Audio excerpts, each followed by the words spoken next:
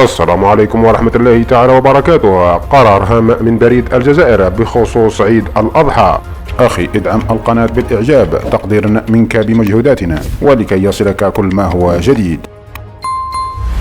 قررت مديرية البريد والمواصلات السلكية واللاسلكية لولاية الجزائر العاصمة أنه تقرر فتح بعض مكاتب البريد استثناء يوم الجمعة أمام مواطني ولاية الجزائر. وأشار مدير البريد والمواصلات سامي بالهادي خلال كلمة له بمناسبة عرض أهم التدابير المتخذة من أجل عيد الأضحى المبارك أن بعض مكاتب البريد ستفتح أمام مواطني العاصمة يوم الجمعة من أجل تمكنهم من سحب الأموال تحسبا لعيد الأضحى المبارك، بالإضافة كذلك إلى التسبيق الذي قام به الصندوق الوطني للتقاعد من أجل حصول المتقاعدين على معاشاتهم تحسبا لعيد الأضحى المبارك. وأشار في سياق ذي صلة إلى أن المكاتب المعنية بالفتح يوم الجمعة ستوضع في قائمة خاصة بموقع المديرية ويمكن للمواطنين الاطلاع عليها.